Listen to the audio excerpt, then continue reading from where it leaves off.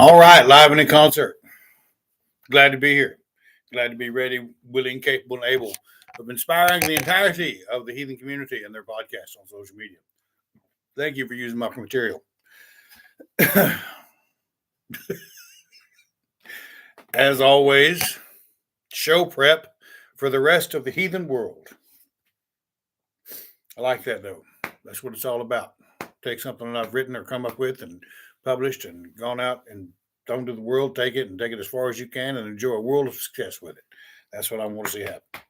Good deal. But be that as it may, I have a different thing to worry about. Well, it's not worry, something that occurred to me. Shanae got me addicted to this show called The Crown. It was an amazing episode that really touched me. Right, I was really hit home. You know, wonder why. You see these things. People write these things. Who knows where they come from? I don't know. 90% of what I write, I go back and look through it, and I'm like, I wrote that. It's a different state of mind, and I don't know how to explain it, but I couldn't tell you where most of the words that originate for the things that I write come from. They're simply there, and I continue to move forward with it. I continue to put it on paper and write. That's all there is to it. I don't know any other fancy way to put it. But I was watching this stupid TV show, wasting time, stuffing my face, getting fat, as is someone in their 50s is wont to do, right? But it was just amazing seeing about the moon landings. And no, please, I don't want to hear a comment about their faked. I could care less. I put that right up there with flat Earth kind of mentality. Prince Philip was engaged in this event that demonstrated the technological marvels of mankind. My grandparents, traveled much of the United States as children, and their parents in wagons, horse-drawn buggies, and carts, and they lived to see that event, however you wish to call it. And we're going to, and even in our time, in my lifetime, the things that we do now are leaps and bounds ahead of everything else. At any rate, it was he was engaged in this cinematic event, this great endeavor, this whole spirit of adventure, and it's it's an interesting thing having that spirit of adventure. And I once suggested that to have that spirit of adventure requires that you're going to eventually sacrifice everything that you love for it, and it's quite possible. It's quite possible. I think that's one of the reasons in stanza 47 of the Havamal it says, "Lonely I was on the road until I found a friend." But he watched and he was engaged, and as a pilot, he was mesmerized by this idea that mankind could go to the moon. In those days, it was a miraculous thing. In these days, we would think, oh, well, why not? Why can't we do it? Should have done a long time ago. Should be back there. Probably should have bases on the far side of it. That's neither here nor there. Who knows what the future is going to show for us in that arena. But for a man who was married to the richest, most powerful woman in the world, the Queen of England, to be having this crisis, to be so thoroughly engaged in this vicarious effort to celebrate that great spirit of adventure that we haven't seen since the 19th and 20th centuries. It's been put on the back burner by social ideas of equality and justice and blah, blah, blah, blah, blah, and every soft hearted bunch of bullshit that goes on in the world that we call important. Those men that had that wherewithal to engage in and evolve into those roles of being able to travel far green pastures, to look on the other side of the mountain. It began to wear on him. successful. Anything he could ever ask for, he had. Any want he might ever think of, he had at his disposal to request it, and it was there. And yet here he was having this crisis. At the same time, all this is going on, there was a new dean at their church because the old one was just that old. So the new dean comes in and asks for a place at St. George's. He wanted to use St. George to reinvigorate and think and reflect and meditate upon foundations of spirituality and faith. And Prince Philip's response was, go ahead and use it, but there's a flaw in your plan. Where's the action? And I do agree, faith without works is dead. But by the same token, they invited him in to see what he was doing, and he cussed him out. He called them a bunch of navel-gazing, downcast shut-ins. You're not going to find what you're looking for in a library. I'm tempted to agree with him. I see so many heathens reading book after book, and it's by rights they should. Even at the end of the 17th century, there were no less than 1,000 books published upon the ideas of Norse paganism, of Germanic mythology, of Norse ancestry, of all of those things that celebrated and made Europe what it was. The 17th century book printing was still a new thing. Maybe 200 years old, but it hadn't come very far, not where it is today, where anyone can publish a book, much like I have. The show continued on, and the undercurrent of it grabbed my attention as a man that has been in that situation, that has been yearning, that has yearned for something to quell that desire for the ability to achieve great things. And I wrote an email about it today, and this is my daily email. If you don't subscribe to it, I highly do suggest that you do, because every day is something different. Some days are going to be funny, some days are going to be dead serious, and some days are going to be amazingly deep, showing the breadth and scope of the religions. A couple of years ago, I wrote a book called Truerbach. Last year, I wrote a book called Beneath a Sacred Tree. Between the two of them, if you can't find what you need in Norse paganism, I'd be very surprised. Matter of fact, I'd kiss your ass in public and give you an hour to draw a crowd. That's how confident I am in the legitimacy of those efforts. Specifically, the last one, Beneath a Sacred Tree, is a very clear indication of how every book in the Bible was plagiarized from a much older pagan source. And it's documented. I've said much of it on here and everything else. But back to the thing we have at hand, this crisis. Some people call it the midlife crisis, and people like to make fun of men as they go through it. You just have a midlife crisis. Yeah, well, fuck you too. Right? This is kind of the response that needs to be given. But what it comes down to is this recent effort on social media that suggested people ask the men in their lives how often they thought about the Roman Empire, to which most men replied, well, every day. Everybody thought it was funny. Everybody had a great laugh. Everybody thought, well, what the hell? That don't make no sense. Man could be sitting on his porch thinking about the Roman Empire. Men of all stripes had this common thought. This moment where they contemplated the Roman Empire on the daily. And they did that because we live in a world today where the rules have changed. Teddy Roosevelt pointed it out in his best in his address entitled Citizenship in a Republic. Many of you will know it as the man in the arena.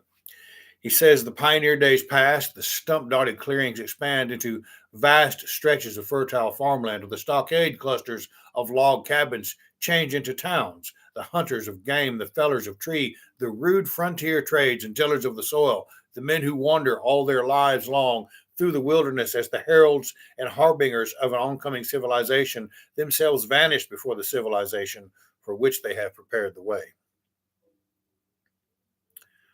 Hard men create good times create weak men create hard times.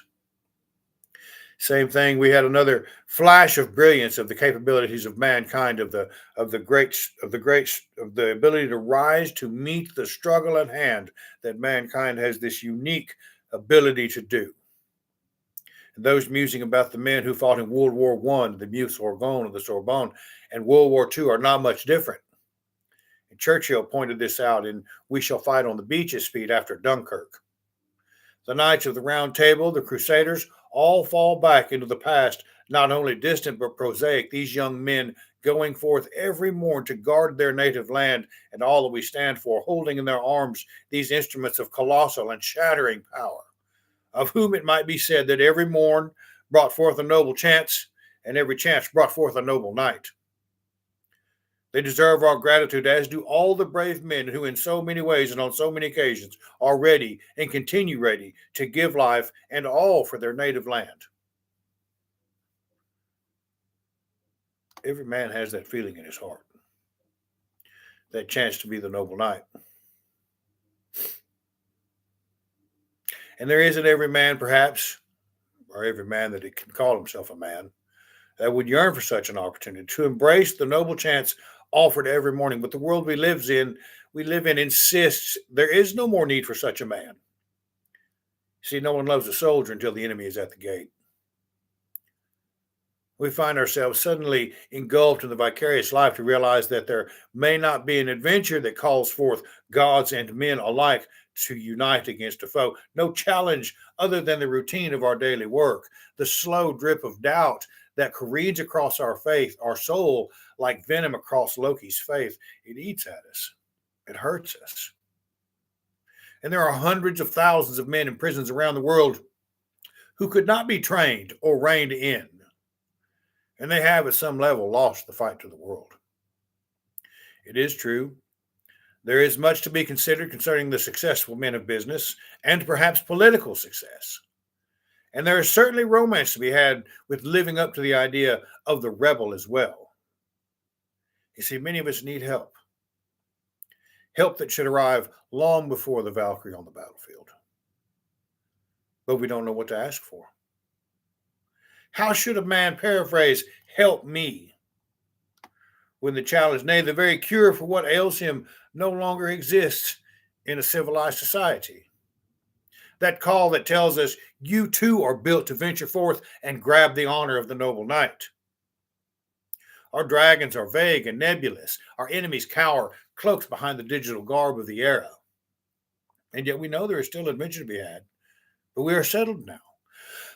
With wives and families, responsibilities, as it were. We would be ridiculed if we were to grab the idea of adventure and actually do it. Apparently, all it takes is money. And the forging of arms is not so much done in the shop of a blacksmith, but in the tillers of the banks these days. I will not stop. I will train and lift and work to be as strong as I have ever been, to be as capable a man as I can be. My grandfather once told me when he was in his late 80s, he said, I was still a hell of a man when I was in my 60s. Yes, I will live up to that. But there has been the addition of one key, vital, and very important element, that discovery of faith, that closeness with the very foundations of courage that enable men to stand ready and never falter.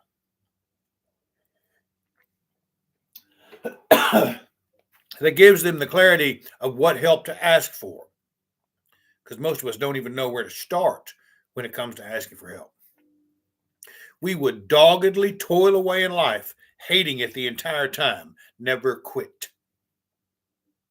But there is one thing that enables us to endure the drudgery of barracks life. That tried and true friend who helps to dust us off and ventures forth with us, no matter the challenge. Young was I once and wandered alone, and naught of the road I knew. Rich did I feel when a comrade I found, for man is a man's delight. Watching this Prince Philip struggle with the ideas of faith, he had to go back and sit in front of that group, and he apologized for his harshness, his cantankerous ideas, his rudeness, the speaking of his mind against a group of men that were seeking to better themselves. Such a thing is a struggle. And at once I was struck by the fact that though he didn't recognize it, he demonstrated more courage to sit down in the front of a group of men and say, I was wrong, I apologize, than maybe those astronauts did as they strapped themselves into a rocket and shot themselves into outer space. We can train ourselves in repetitive nature to do just about anything to survive the storm. If we know the job we need to do at hand, we can weather the storm, be it steering the ship or fixing the tank or driving the car or changing the oil or repairing the house or any of the great tasks that fall in line with what we're supposed to be doing to keep things running along. An ape can do these things. In many regards, we are trained apes, but in those situations, when the rubber, when the chips are down, buddy, it is that training and that redundancy that will carry you through the most difficult of tasks.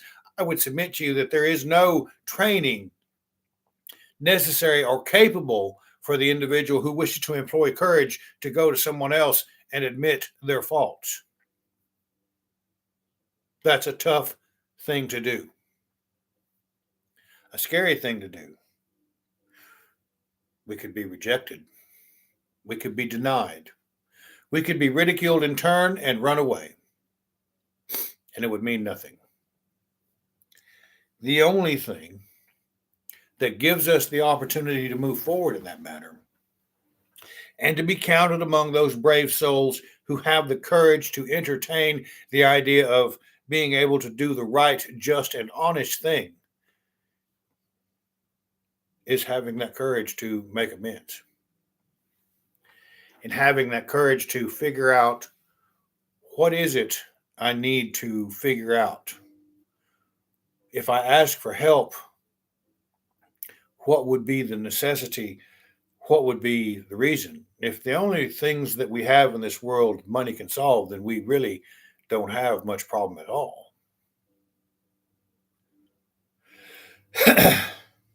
but the negotiation, but the negotiation within our hearts and minds of our inability to navigate that which has been denied, that which we are created for, is a true struggle indeed. How do we make it through that? How do we rise to the occasion when we know we've never been truly challenged? How do we ask for help when we don't know what we even need? You're going to have to go back and watch this, Leroy, because this one's got some balls. Damn right, it's better late than never. What a blessing to find a faith in spirituality and also true or heathenry or Norse paganism or whatever it is people wish to call it these days. To find a spirituality that is so full and deep and rich that it provides me the kinds of solutions to problems I don't even know that I have to deal with. That I see the very structure of the foundations of our society, the foundations of freedom, and to some extent the equality of men and women in a civilization, I find in these ideas of spirituality that are encompassed by our ancestors. Thomas Jefferson was no less. His thought process was illuminated by the same ideas that captured my imagination. The principles and ideas of those chieftains, Ernst and Hongst, who were the founding pagan Anglo-Saxon chieftains of that area known as Wilton, England, from which the current House of Windsor claims its right to be the King of England, a little town named after Wilton, England. That old castle is still there. Those principles have now been deified and put into place and civilized the world. So where do we as men go to be men? I find it a great tragedy that men, more often than not today, look to a woman to tell him he's man enough, typically in the bedroom. And then has no qualm about whooping her ass the next thing because breakfast ain't ready or whatever, or she got a phone call, or he got too drunk, or all of these other things. What a shame that we've become so confused by such a thing that it might be necessary to whoop a woman's ass because, well, now I prove he's man enough. I detest such behavior against women and children. I detest weak men who are manipulative and shallow in their thought process. I do not like those kinds of men because I think they've done a great job of denying that yearning to become something great by simply settling for stirring up shit.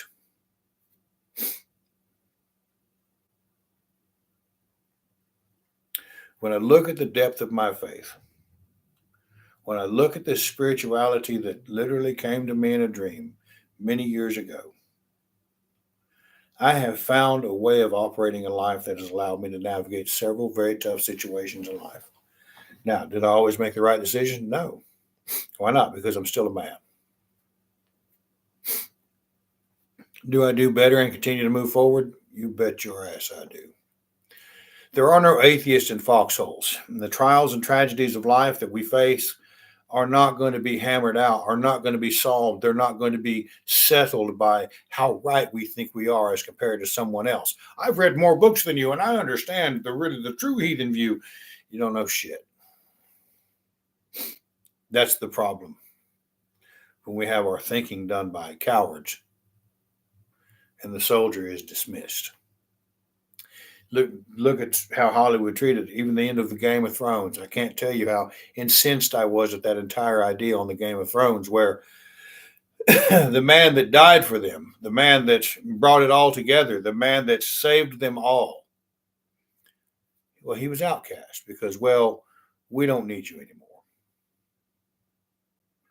I can tell you there are tens of thousands of soldiers out there, probably even more ex cons in the same boat. Well, we don't need you anymore.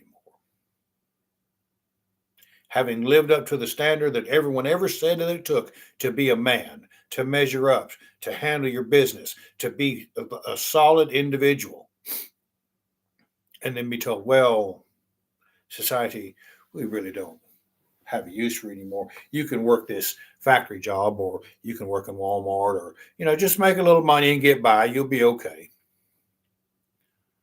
I'm here to tell you that does not work. It doesn't work for me, and it doesn't work for tens of thousands of other men either. And there's a reason for that, because we're built for something better. Every full grown man understands that. We love our wives, we love our children, we do our best to pay our bills, and we hold a job. But I assure you,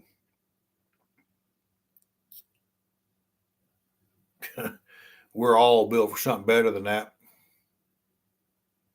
Every last one of us. Maybe there will be an alien invasion.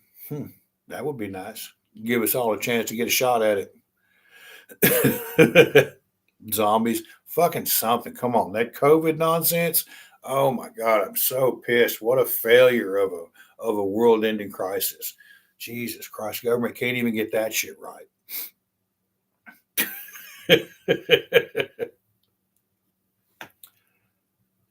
When I look at my faith, I see a goddess that supports a man that continued to make sacrifice to her and take her herself to those that would offer him boon to be successful. But he had to figure out who he was. When I look at the Rig Thule and I see the generational aspect of Rig visiting the generations, not creating classes of people, that's a complete bullshit lie, but creating generation upon generation upon generation of individual who is capable of becoming something more, who is capable of becoming king by his own hand, who is capable of understanding the language of the birds and the use of the runes. Such a difficult time we live in. We are at the entrance to the very greatest parts of our spirituality, and continually we are distracted by the juggling of laces and men fighting and flowering and shields lit by firelight. So many things. And yet there are great wars being fought just so we can make money. It is amazing when you think of what a soldier will do for a piece of ribbon. It's about that long that goes on his chest. It is amazing what a man will do on the battlefield to survive in the heat of the moment. how they rise to the occasion, how they step up to the plate. It is amazing.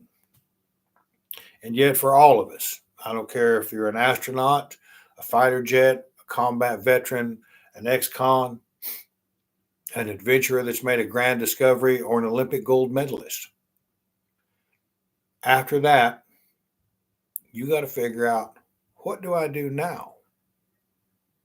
I have achieved a culmination of success few men will ever see. I have seen things people only see in movies more often than not, and even then, it's a pale comparison to what's really going on. And I made it. Now what? There's a great deal of depression that goes on with men at this age as we try to figure out, now what? We would fight until the bitter end, tooth and fucking nail, if we thought we needed to, and most of us do. But I think we're fighting in the wrong direction. I think the advances of our faith and spirituality should come first and foremost. Therein lie the roots of wisdom that we might pass on to the next generation. Therein also lies the understanding that the cycle of things will always continue as it always has. Good men create good times. Good times create weak men, and weak men create hard times. Perhaps that's why in the Rig Thule it is the grandchildren that are the ones that are given names that represent the development of society. Perhaps that is why it is not Odin who is a god of justice. Balder comes close to it. He offers favorable judgments, but it is his son Forseti, another grandchild, that is the god of justice, not Tyr. I don't know what kind of dumbass come up with that idea, but that's not the case. Another one of those 90s ideas where everybody began to make shit up.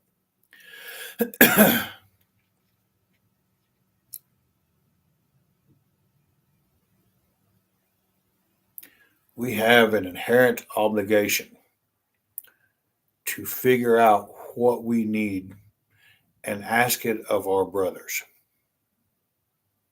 so that we might rise to the occasion no matter what that might look like. I do not disdain the ideas of successful businessmen, nor do I disdain the ideas of a successful political career or whatever endeavor you may choose to pursue. But I would submit to you that it is high time we figure out definitely what it is we seek to achieve and work with our brothers tirelessly to achieving that goal. Though the battlefield may be different, the rules of engagement are still the same. You got to give it 110% of whatever you put in front of you, because you got to remember the best thinking you could come up with is what got you there. So figure it out, bounce it off a friend. And if he gives you an honest answer of that's probably not a good idea, those guys at Hamas, when they decided to jump into Israel with a handful of people and attack the fourth most powerful military in the world, their friends should have said, that might not be such a good idea because they will Old Testament our ass. But now they're just playing a victim. Such is the way of the world. That's why I don't have much. I don't hold a lot of stock in anything over there.